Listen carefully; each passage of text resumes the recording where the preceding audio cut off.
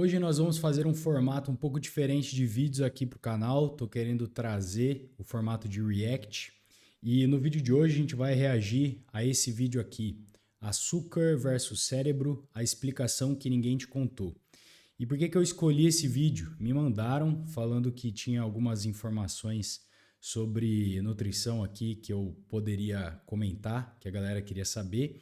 E eu vejo que muita gente tem dúvida sobre essa relação, muita gente fala que açúcar vicia e tem todo esse cenário caótico de desinformação relacionado a vício alimentar e nutrição comportamental.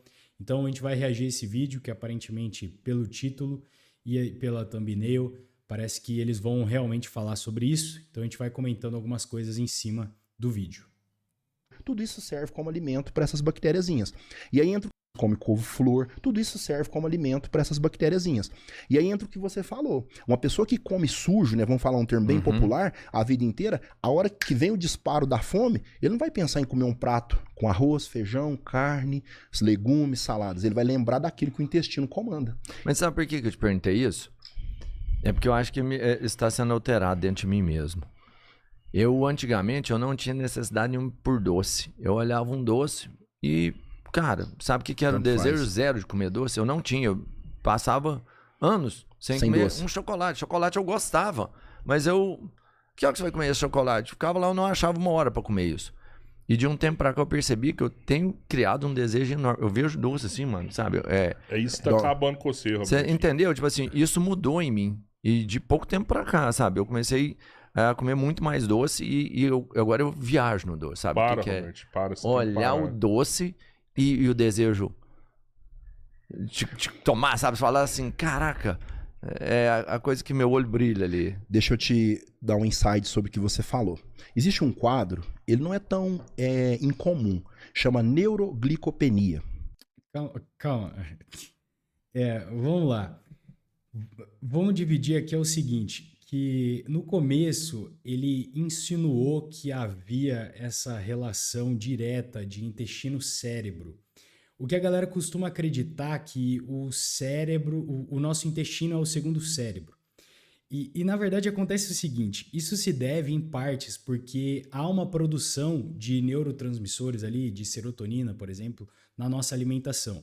Um exemplo clássico é a banana. Quando a gente come banana, há uma oferta de serotonina ali dentro da banana. Só que grande parte desses neurotransmissores que são produzidos no nosso intestino, eles não atravessam a barreira hematoencefálica para chegar no nosso cérebro e desempenhar um papel essencial, desempenhar a via de neurotransmissores. Por quê? Porque esse disparo elétrico que é feito, mediado por neurotransmissor lá no nosso cérebro, ele é produzido, os neurotransmissores são produzidos no nosso cérebro mesmo. Qualquer outro neurotransmissor que venha do intestino para o cérebro não atravessa a barreira hematoencefálica e, portanto, a biodisponibilidade dele no nosso corpo não influencia diretamente na concentração do neurotransmissor no nosso cérebro. O que, de certa forma, é meio óbvio.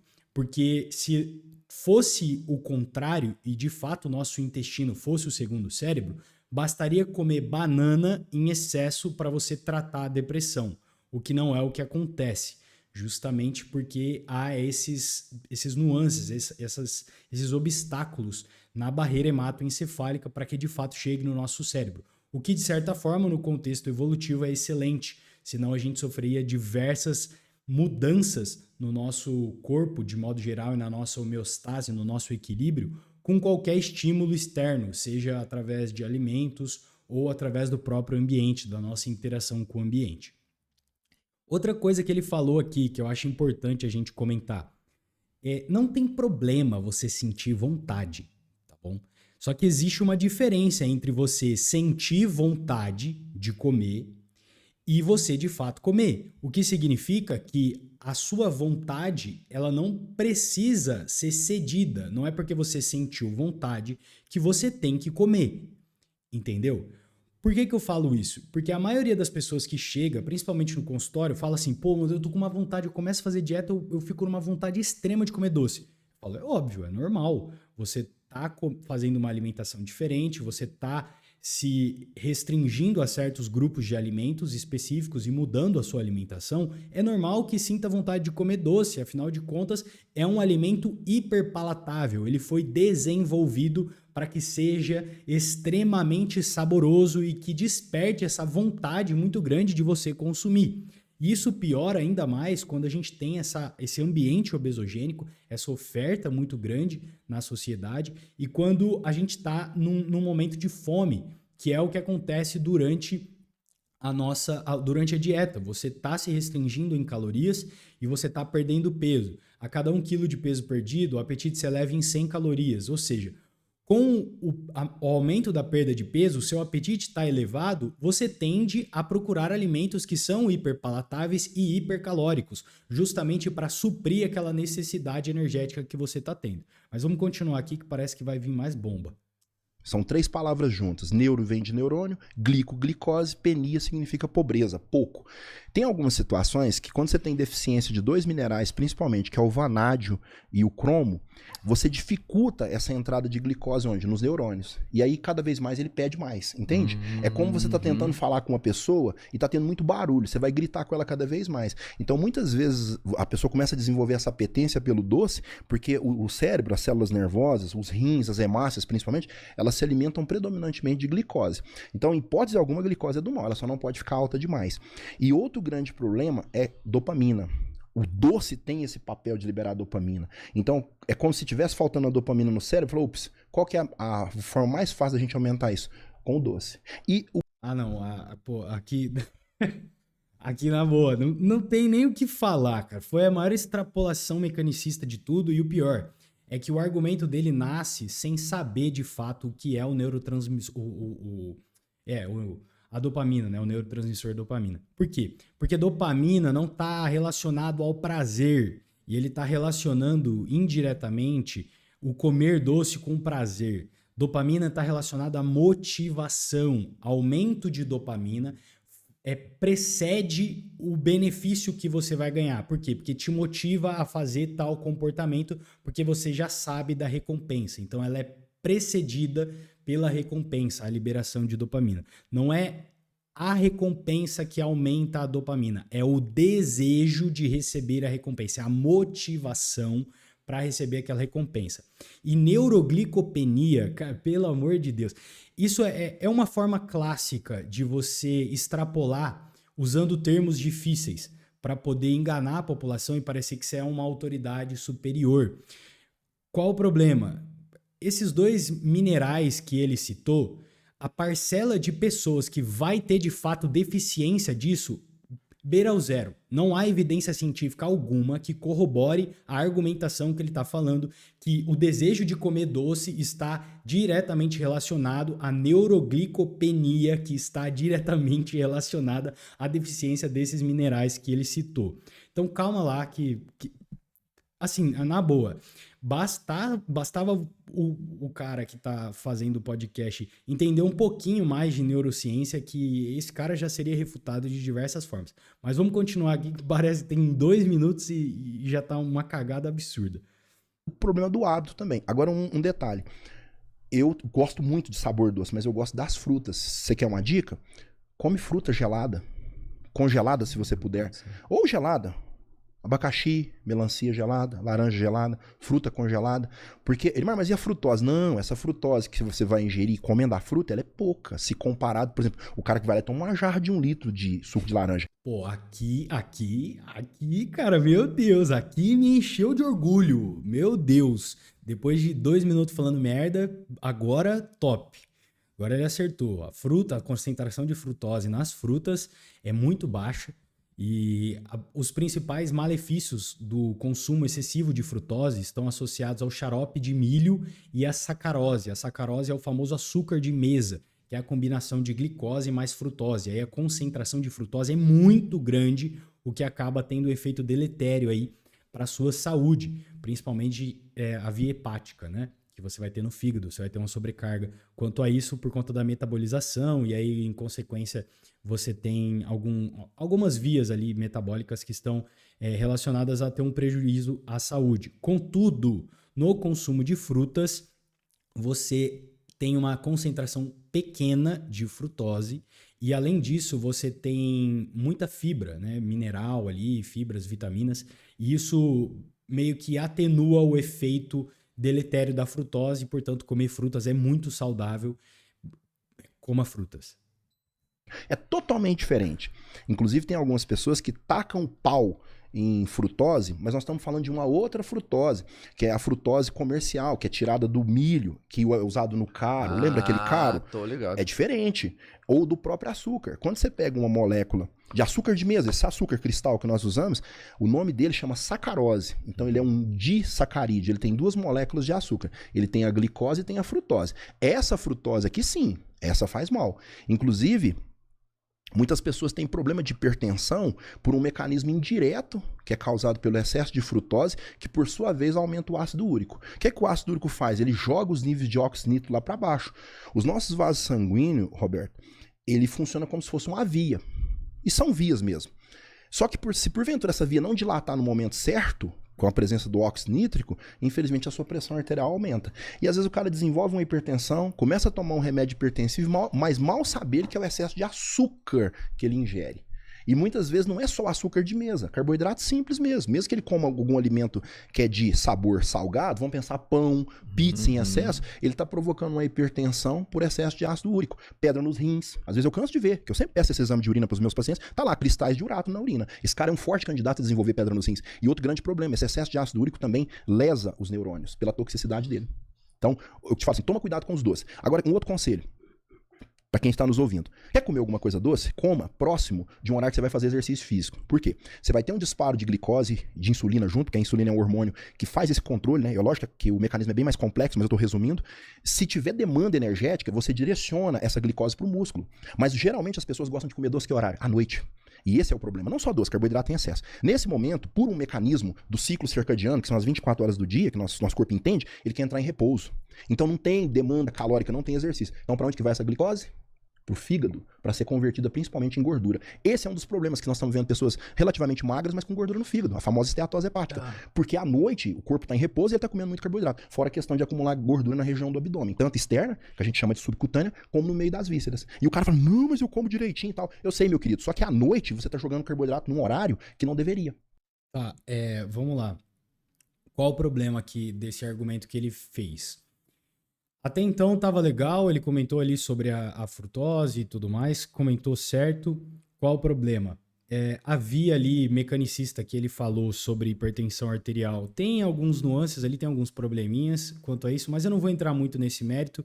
Por quê? Porque está mais atrelado ao ganho de peso, propriamente dito, que exerce um fator muito pesado do ponto de vista de óxido nítrico e hipertensão arterial.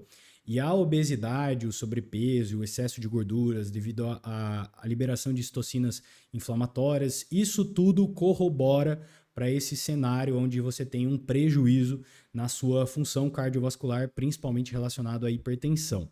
Agora, com o que ele disse que você vai ter esteatose hepática não alcoólica porque você come carboidrato à noite, não é bem por aí, tá?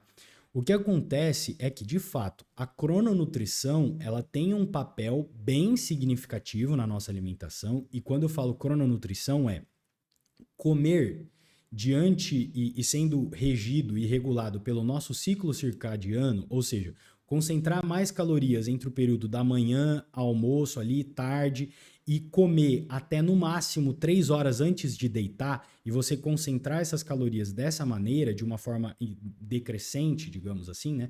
Onde você vai comer mais calorias no começo e depois você vai consumindo menos calorias conforme chega o horário próximo de dormir, é mais benéfico e o seu corpo tende a otimizar metabolicamente falando quando você utiliza dessa estratégia, que é a crononutrição, se alimentar conforme o seu ciclo circadiano. É uma estratégia bem inteligente. Porém, a esteatose hepática não alcoólica não está associada ao consumo de carboidratos à noite. O que acontece é que a pessoa tem sobrepeso e tem obesidade e ela consome muitas calorias, principalmente à noite, o que, além do cenário de sobrepeso e obesidade, resistência à insulina, já agrava e prejudica e estimula você ter maior depósito de gordura no seu fígado, você associar isso também a uma alimentação mais rica em calorias, desconstruindo a sua crononutrição, ou seja, consumindo em horários que distorcem o ciclo circadiano, podem intensificar os efeitos deletérios. Então entenda que não é porque você está comendo mais carboidrato à noite que você vai ter mais esteatose hepática. Não. É porque você já está com sobrepeso e obesidade e, consequentemente, também faz essa desconstrução e disfunção da sua alimentação para com o ciclo circadiano, que isso tudo contribui para prejudicar a esteatose hepática. Então, entenda que não é uma coisa que leva a outra, é o contexto total. Vamos continuar. Aí tem algumas pessoas que estão nos ouvindo e pensam, mas e o cara que treina de manhã? É diferente. É diferente, principalmente o tipo de carboidrato que ele consome e qual horário. Um dia mesmo nós estávamos conversando, você falou... É um carboidrato saudável à noite. Saudável. E esse à noite que eu tô falando não é 11 horas da noite o cara come lá na cama, não. Mais cedo. Pra dar tempo de começar essa digestão e depois a pessoa ir dormir. E sempre associado com fibras e proteínas de digestibilidade melhor. Inclusive, até esse é um quesito das pessoas que estão nos ouvindo, já vai uma dica, escolher bem qual o tipo de proteína que você vai consumir à noite. Quem aqui nunca foi na churrascaria à noite e fica passando mal depois? Porque a quantidade de carne que se ingere é muito maior, né? Principalmente porque você está instigado, geralmente na hora que você começa a comer, você está com fome, e você come muito mais do que o normal, né? E o corpo não quer mexer com aquilo, ele quer descansar. E aí, naquele momento ali, ocorre um sequestro. O que é sequestro? É jogar muito sangue para a região do peritônio, para o intestino, para o estômago, e a pessoa começa a ter problemas. Inclusive, se forçar um exercício físico, ele pode passar mal, chegando até ter convulsão, porque não tem sangue tendo prioridade para a parte cerebral, e sim para a região do intestino. Essa é uma das respostas que a pessoa fala assim, não, o cara comeu e foi ter uma relação sexual, passou mal, morreu, ou foi correr, foi fazer qualquer coisa. Não é pela comida em si, mas pelo momento. Porque não tem uma prioridade de sangue para os neurônios, e a prioridade é o intestino. Caraca, você acabou de salvar minha vida. Porque, né, eu vou lá, chamo o Bianco quando eu vou na churrascaria, depois eu falo, não, mas agora foi bom pra você. Agora... Quase morreu. Eu falo assim, o que é isso, rapaz? Quer um conselho? Faz antes. Não tem problema. E a melhor dica, você já recebeu adiantado. Pronto, acabou, né? Ô, Elimar, e agora falando assim, porque a gente tem... Antes de você perguntar, Robertinho, eu gostaria muito de pedir pra galera deixar o like na live aí. Boa! A gente tá com 90 pessoas ao vivo aí, então vamos dar o like aí, vamos crescer essa live aí, gente. Assunto aqui de utilidade pública, né? Um assunto que a gente trouxe pra vocês aí, pra melhorar a vida de vocês. Se for fazer uma consulta dessa aí no particular, você vai gastar uma nota, mano. Você pode fazer foi só falar aí, já bateu as 100 pessoas aí, então continua dando like aí. Se você for fazer isso no particular, você vai gastar uma nota. Você pode fazer uma consulta aqui na faixa, né? Com certeza. Apesar que até isso eu acho que tá mudando, viu, Elimar? Porque o nutricionista não basta ser mais só um nutricionista, né? O nutricionista hoje, às vezes, ele tem que ser um conselheiro de educação física, às vezes ele tem que dar dicas de culinária também, né? Dicas hormonais, né? Não basta ser só um nutricionista mais, é complicado. Na verdade, até nós conversamos isso no início do podcast, muito boa sua colocação. Tudo evolui, né? Imagina o mecânico de antigamente, que pegava a chave de fenda e encostava ali no motor para ver barulho. Isso não existe mais. Hoje existem os rastreadores, né, que você coloca, você olha se tem algum problema no sistema eletrônico e por aí vai. E subdividiu muito, né? Hoje dentro de um auto center, tem o cara que mexe só com roda, tem o cara que mexe só na injeção eletrônica, tem o outro que mexe na parte de motor e subdividiu. Então a área de saúde é a mesma coisa. Só que no caso de um carro, você pode arrancar peças. O ser humano não, é tudo interligado. E hoje já tá valendo muito isso, né? E graças a Deus tem muitas pessoas da mente aberta sobre a questão da equipe multidisciplinar. E me admira muito que mesmo isso evoluindo, ainda existe muita guerrinha, você entende? Olha, porque tal profissional é isso e aquilo. Não, o corpo é um só. E a gente tem que saber entender e abordar tudo aquilo que é pertinente à nossa área, mas sempre fazendo interligação. É o que eu mais faço. Muitas vezes, eu peço lá uma sequência de exames e eu encontro fatores que fogem da minha alçada, eu encaminho meu paciente. Por que não? Porque nós queremos o bem-estar desse paciente em questão. Por exemplo, eu sempre falo disso aqui, que você disse que mudou muito. Antigamente, você não via nutricionista falar em exames laboratoriais. E hoje tem muita gente que ainda acha que não. Os próprios profissionais acham que não precisa de fazer isso. Tio Ró, como é que eu vou fazer uma abordagem para saber como é que tá a questão dos seus déficits? O que você tem de problemas relacionados ao que você está ou não consumindo? Então não é simplesmente sentar e montar uma dieta, tá aqui, tchau, obrigado, vai lá emagrecer ou vai lá ganhar massa muscular. Isso vai muito além. A primeira geração de Nutri, lá 1990 ali, era só isso. Só receita, né? Só uma dieta. Mais nada. Aqui, ó, come isso aqui. Tanto é que vocês vejam, já falei isso aqui outras vezes, eu me preocupo tanto com a parte de avaliação física, que hoje, graças a Deus, na minha cidade eu sou referência, porque eu gosto de investir em equipamentos, e às vezes só a avaliação física que eu faço, e se a pessoa tiver consciência, obviamente, eu começo a explicar, ele já entende que caminho que ele tá indo. Vamos imaginar uma pessoa que tem uma circunferência abdominal quase de 150 centímetros, que é o tamanho da fita métrica. Vamos imaginar uma pessoa que na hora que eu faço uma ultrassom dele, a musculatura tá toda impregnada de gordura, que a gente chama isso de mioesteatose. Não sei se vocês lembram lá que a esteatose hepática é a presença de gordura no meio do fígado. Não pode. Mas tem pessoas que também, devido perder muita massa muscular, a falta de exercício físico, uma dieta muito lotada de carboidrato, às vezes ele tem uma dimensão, ele fala assim, não, tem 10 anos que o meu peso é o mesmo. Eu sei, meu querido, mas tem 10 anos que você tá trocando gordura, trocando músculo por gordura. Tava encaminhando, tava legal, começou a falar de equipe multidisciplinar, competências com relação à nutrição, tava bacana, tava ficando interessante. Só que aí, o que vem o problema? Cara, são vias metabólicas e tecidos completamente diferentes, ok? Não tem como você trocar músculo por gordura, você perde um e ganha o outro. Esse conceito que é trivial, a galera costuma acreditar que você troca músculo por gordura, não tem como, são tecidos diferentes, são complexidades bioquímicas, fisiológicas, funcionais completamente diferentes e você não troca um pelo outro, você perde um e ganha o outro. Mas isso não é devido ao consumo de carboidrato, tá? Eu percebo que ele tem alguns traços de ter esse viés um pouco mais extremista no conceito de você extrapolar um pouco as informações para o que tange a restrição de carboidratos. Porém, o problema aqui é novamente, o desfecho que a gente realmente vai ver, que vai apresentar uma disfunção, é sobre o saldo calórico. Então, se você consome muita comida de modo geral e predominantemente carboidratos, independente se você tiver sendo o superávit calórico que você está ingerindo de carboidratos ou de gorduras ou de proteínas, se estiver em superávit calórico, vai haver ganho de gordura. Isso é um conceito que é a lei da termodinâmica. Você não consegue mudar isso, a termodinâmica ela é soberana, e independente do macronutriente que você esteja otimizando, que esteja com uma concentração maior, quem vai determinar se vai haver ganho de peso ou perda de peso é o saldo calórico. Então, a distribuição de macronutrientes, ela vem como um fator para melhorar a qualidade do seu físico. O que eu quero dizer com isso? Se você vai fazer um emagrecimento e você está em déficit calórico, você precisa levar em consideração o quê? Que para fazer uma manutenção da sua massa muscular, você precisa ofertar uma quantidade proteica mínima e fazer uma atividade física, principalmente treinamento resistido, como a musculação ou um crossfit, por exemplo, para que haja uma manutenção da sua massa muscular enquanto você perde gordura. Porque durante o déficit calórico, que é o processo que você vai precisar fazer para emagrecer, você vai utilizar proteínas musculares para gerar energia. E para fazer essa utilização de proteínas musculares, você vai degradar a proteína muscular. E como o nome mesmo já diz, né, o termo já diz, quando você degrada a proteína muscular, você está corroborando para que você tenha uma perda de massa muscular bem significativa, a depender do tamanho do seu déficit calórico e a depender se você vai ou não fazer um bom treinamento resistido. O que acontece da mioesteatose é que a galera combina as duas coisas, tá? Combina um superávit calórico crônico com um sedentarismo. E o comportamento de ser sedentário faz com que aquela musculatura ela não seja utilizada.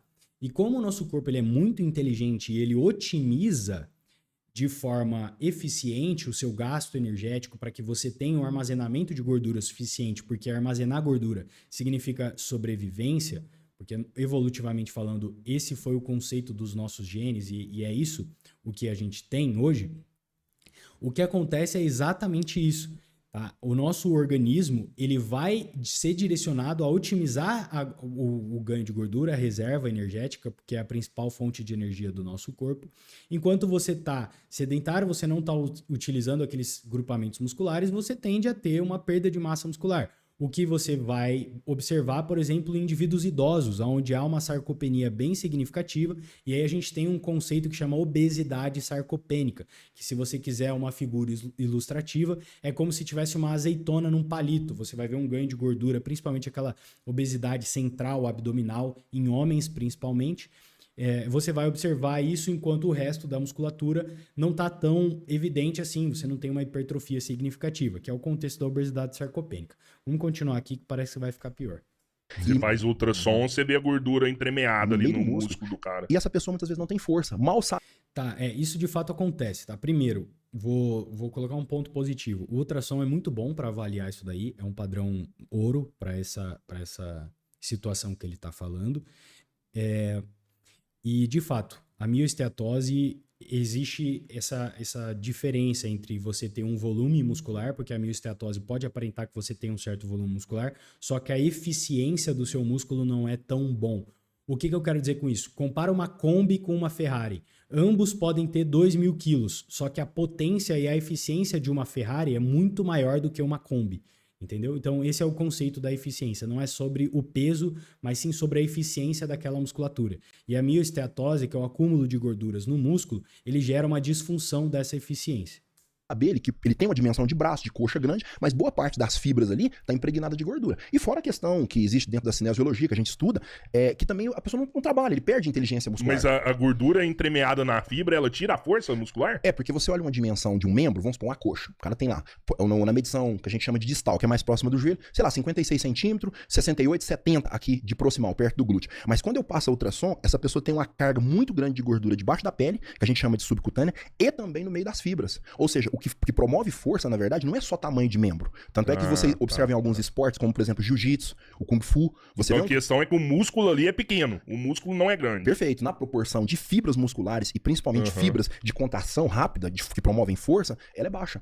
E existe também a pessoa que é destreinada. São dois fatores ali que são concomitantes que levam essa pessoa a não ter força. Tanto é que você observa que a pessoa entra aí, sei lá, seus 50 anos de idade, não tem força pra nada. Não dá conta de subir uma escada, não dá conta de sentar num carro e sair, tomar um banho, 60, 70 anos de idade. Isso é progressivo. Por quê? Porque ele nunca faz uma avaliação para ter uma noção de o que está acontecendo. E dentro desse contexto é onde que a gente fala que a musculação é uma das melhores ferramentas para prevenir esse quadro. E um detalhe, você fez uma colocação muito interessante.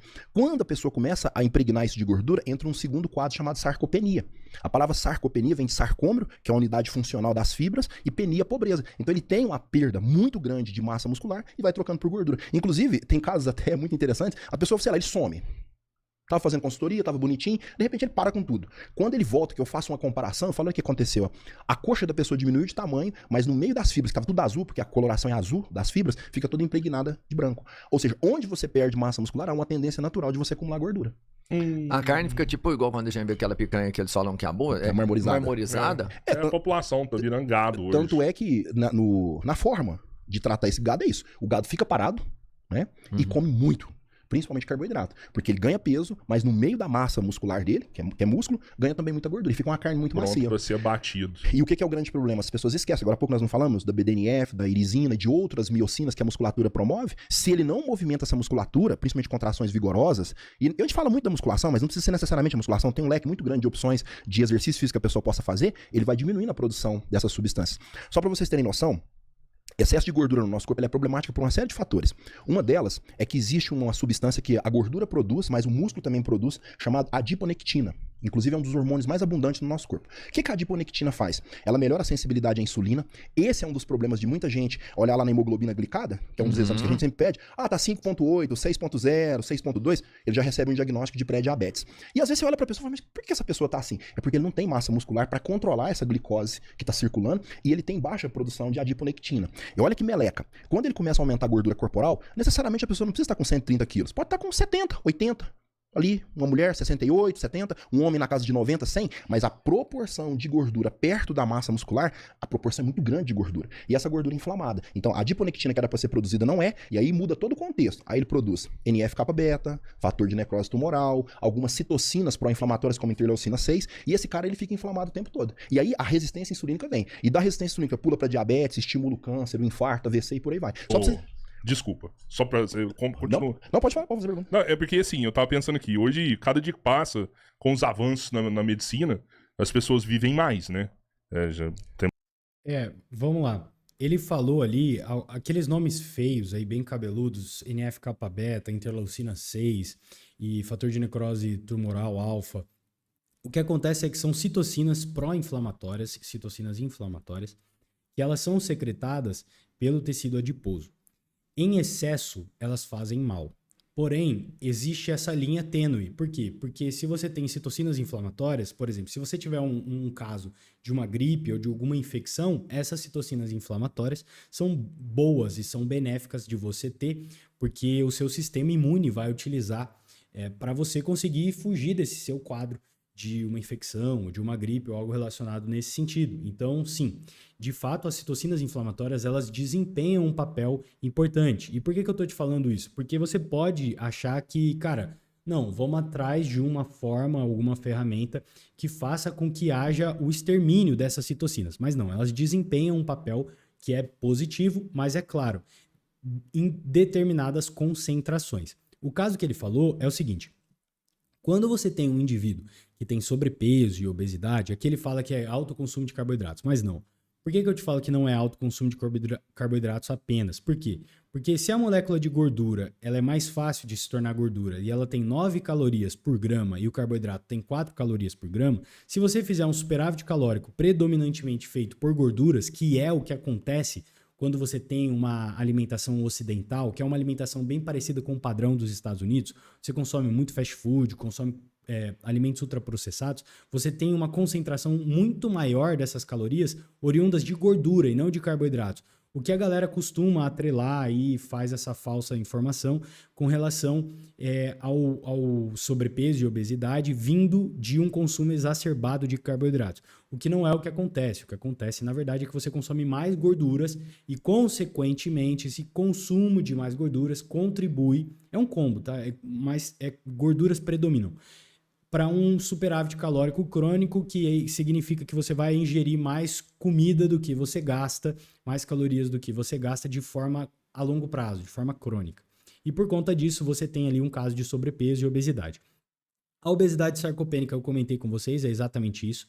E com relação ao treinamento, ele precisa haver um treinamento, ele tem que ser resistido, você tem que fazer progressão de carga, porque é o principal fator e o mais estudado para fazer o processo hipertrófico.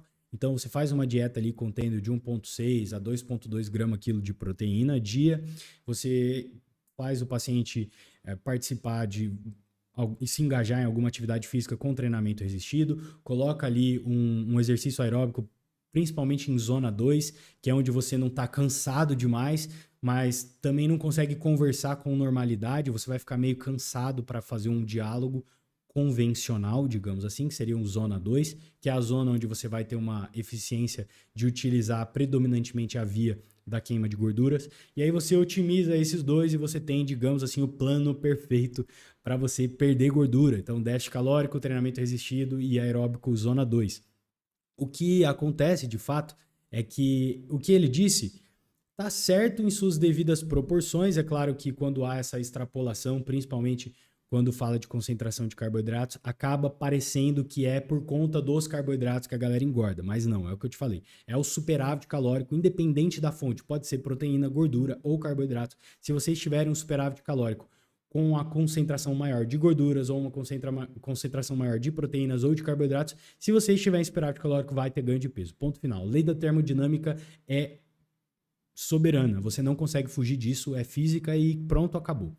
Agora, a obesidade, de fato, estimula e acontece isso porque o tecido adiposo, a gordurinha, ela secreta citocinas inflamatórias. Essas citocinas inflamatórias em excesso ocasionam e são fatores predisponentes para você ter, de fato, todos esses problemas que ele falou, que é hipertensão, câncer, principalmente câncer do trato gastrointestinal, diabetes, principalmente tipo 2, resistência à insulina. Então, tudo isso corrobora para esse cenário problemático.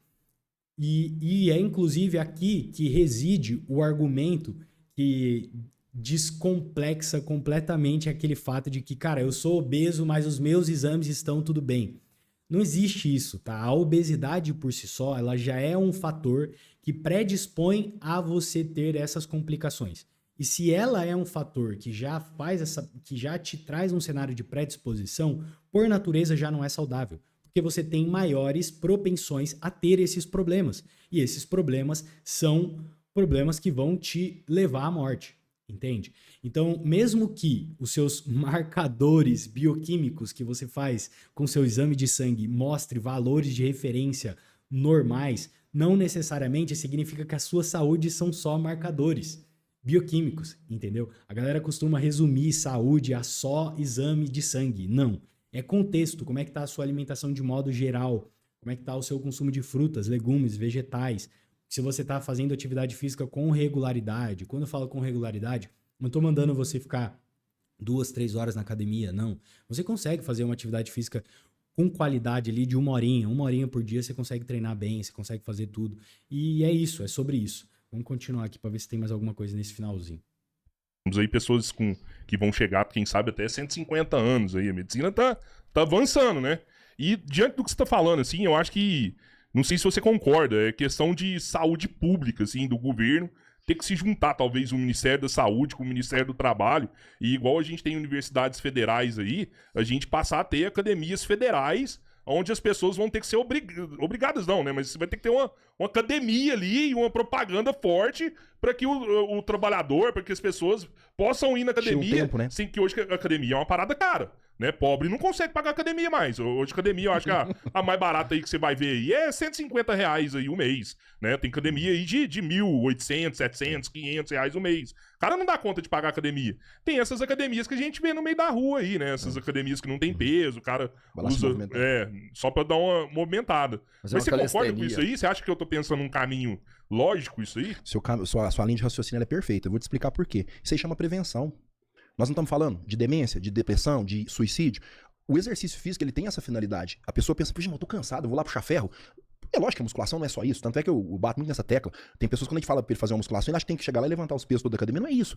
Hoje tem várias técnicas que você trabalha inúmeras variáveis dentro da musculação, visando saúde, melhoria de flexibilidade, força, mobilidade. E tem gente que vai se enrijecendo todo. Igual você falou, o cara é trabalhador, ele pensa, não, mas eu já movimento muito. Sim, só que são exercícios diferentes quando você vai pra academia. E as pessoas confundem atividade física com exercício físico, não é a mesma coisa. E é a ferramenta pra corrigir. Eu falo pra você, Tiago, que muitas vezes chegam pessoas pra mim totalmente sedentárias. E eu recomendo, falo, ó, procura esse colega meu que é personal e tal, vai começar a fazer exercício físico. Quando ele volta, os exames dele mudou muito. Às vezes a pessoa está tomando algumas medicações, como por exemplo, para reduzir níveis de colesterol, as famosas estatinas. Às vezes tomam 3 medicações para baixar a pressão arterial. Sei lá, toma lá um beta-bloqueador, um diurético, um inotrópico e por aí vai. Ele começa a tirar isso. O médico analisa e fala, não, realmente, você não tem necessidade mais de continuar. Simplesmente porque ele começa a fazer exercício físico. E isso que você falou é possível se o governo quiser. Mas, infelizmente, nós temos uma queda de braço, que não é, como se diz, nada escondido pra ninguém, de que existe um interesse da indústria farmacêutica. Eu não sei aqui na cidade de vocês, mas na nossa cidade, lá chega a abrir 4 farmácias numa esquina só. Aqui também. Olha, peraí um pouquinho. Será que esse povo tem público pra isso? Pior que tem. Principalmente esse público aí do 40 mais, 50 mais. E aí, nós que temos essa responsabilidade de trazer informações para as pessoas, nós dizemos que, conforme o jeito que você vive hoje, você pode sim transformar num cliente disso. Não tô dizendo que a pessoa não possa precisar de um remédio ou outro, mas eu digo remédios para tratar doenças crônicas não transmissíveis, como as que nós sempre falamos: hipertensão, diabetes, níveis de colesterol muito alto, apesar de que depois nós vamos falar um pouquinho sobre colesterol. O colesterol por si só não é vilão, existem outros marcadores ali que tem que ser contemplados. Já que eu toquei no assunto, vamos embora aprofundar. Existe uma estrutura chamada lipoproteína A, que ela tem a ver com questão genética. Tem gente que já nasce com um distúrbio. As referências geralmente ficam em torno de 30, tem gente que chega a 90. Então, de nada adianta ficar baixando colesterol ali. Ah, que gracinha, tá aí, tá abaixo de 190, como pede a literatura. Mas você olha, os níveis de lipoproteína A é muito alto. Então, é uma fração extremamente heterogênica, que formam as placas que entopem os vasos. Segundo, existem 2 apolipoproteínas, a apolipoproteína A1 e a B, que você tem que ter uma proporção bem maior. Você tem que ter muito mais ApoA1 do que ApoB. Eu sempre digo que tem que ser 2:1. E não é tão fácil a pessoa conseguir isso. Você tem que ter muito mais ApoA1 do que ApoB. Porque a ApoB, ela tá caminhando junto com as LDLs. E o grande problema que muita gente negligencia, beleza, o colesterol tá 190, bate palma, vida que segue. Não. Vamos olhar outras coisas. Vamos ver fatores inflamatórios, vamos ver a homocisteína, que é uma substância que está muito ligada a eventos de problemas cardiovasculares, porque ela lesiona as paredes dos vasos. Isso chama disfunção endotelial. Vamos olhar como é que tá a relação HDL e triglicérides, porque se a pessoa tem um HDL baixo e triglicérides alto demais, o tipo de LDL que ele tem, ela é uma LDL pró-aterogênica. E hoje, graças a Deus, no Brasil, nós já temos condições de fazer a análise da LDL oxidada. Porque muita gente tem a LDL como vilã, mas não é bem assim. Existem várias classes, apenas 3 delas que podem provocar essas placas, se ela tiver pequena, densa e oxidada. E tudo isso tem a ver também com dieta, não é só questão genética, ok? Total. Tem muita gente que terá colesterol normal e vai infartar do mesmo jeito. Às vezes, quem tá acompanhando não bater em cima desses outros pontos que são protetores do sistema cardiovascular. Inclusive esse que você disse, que é o exercício físico. E os caras comentou aqui, gordão quer obrigar as pessoas a ir pra academia. Cara, autoritarismo que é bom, tá vendo? Tem não, e a parada que é o velho. seguinte, eu já falei isso várias vezes. Façam o que eu digo, não o que eu faço. Né? Eu não sou o melhor exemplo pra ninguém, mas eu posso te dar boas ideias. E a hora que você falou isso, Cabeleira, da academia, eu pensei numa parada muito louca. O que você pensou? Que é tipo assim, você já viu que tem tipo tipo uma bolsa lá pros alunos, me foge o nome agora, pé de meio, alguma coisa assim. Isso. Que se o menino for pra escola e tal, e for na escola, a família recebe um benefício ali. Né? É um incentivo pro moleque desenvolver a educação dele. Sim. Né? Cara, se qualquer benefício você tem, pô, cria essa educação aí, ou cria essa academia, ou alguma forma de estímulo pro cara, e fala, ó, você vai lá, você vai ter que fazer. Pro Estado... investir nisso não, é igual investir em... Bom, vamos lá. Considerações finais aqui desse vídeo.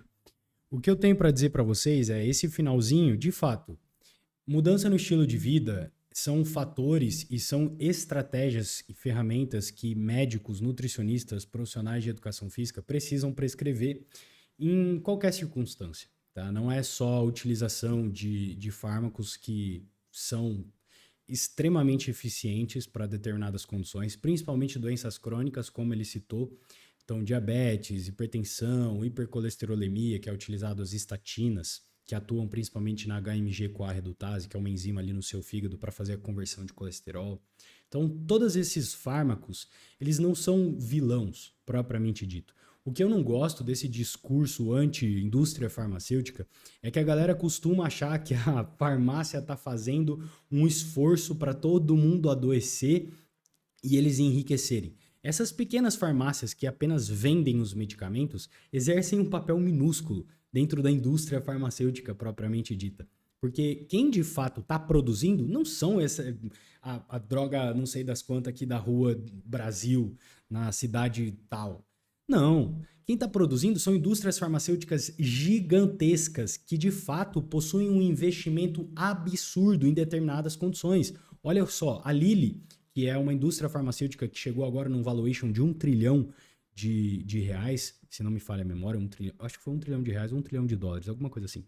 Mas o advento que eles fizeram ali com a descoberta e com o patrocínio para fazer as medicações anti-obesidade são fatores, assim, é um fato histórico dentro da indústria farmacêutica, principalmente, e para o avanço da tecnologia e da ciência. Por quê? Porque é uma baita medicação anti-obesidade.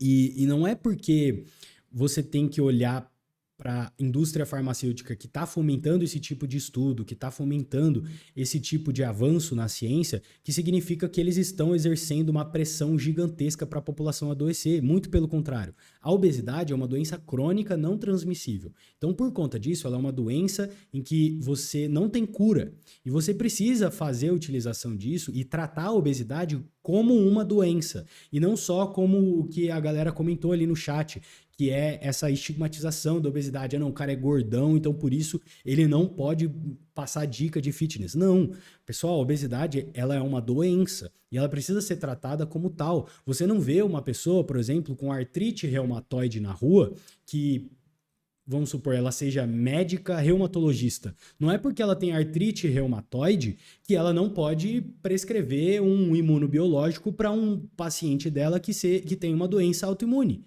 Entende o que eu estou querendo te dizer? Não é porque a pessoa porta a doença que ela não tem autoridade para poder incentivar. Agora sim, o que a gente precisa levar em consideração é que as informações precisam ter um certo crivo e uma certa qualidade baseada em evidências científicas. Quanto ao colesterol que ele falou, de fato, os marcadores do perfil lipídico são mais importantes e mais relevantes do que só o valor de referência do colesterol. Existem inúmeros fatores que corroboram para a formação de placas de aterosclerose, né? Ateroma, que é aquela placa de gordura nos vasos sanguíneos que vão fazer com que o paciente tenha um acidente vascular encefálico, acidente vascular cerebral ou um infarto agudo do miocárdio, por exemplo, que são complicações que estão associadas diretamente com a formação de aterosclerose, placas de ateroma nas artérias e nas carótidas, no caso do AVC. Então, o que eu quero te dizer é que, sim, de fato, esses marcadores levam, sim, precisam ser levados em considerações. Aqueles marcadores que ele falou, existem alguns nuances ali, mas, de fato, são marcadores mais valiosos, digamos assim, quando a gente vai avaliar marcadores hepáticos. Mas esse não é o tema, de fato, do vídeo. A gente já está aqui bem longo já, 45 minutos de vídeo praticamente. Enfim, espero que vocês tenham gostado desse tipo de formato. Se vocês curtiram e se vocês querem ver mais react por aqui, deixem nos comentários, que Eu tô pensando em trazer bastante desses vídeos, eu acho bem interessante a gente discutir ciência, eu tô bem aberto a discussões científicas, inclusive o que vocês quiserem comentar aqui para discussão ou fazerem perguntas, eu tô sempre apto a discutir. Eu acho que a ciência ela avança justamente nesses momentos onde a gente consegue debater com dados, com evidências científicas, para que a gente consiga viver mais, com mais qualidade de vida e conseguir prosperar nessas áreas.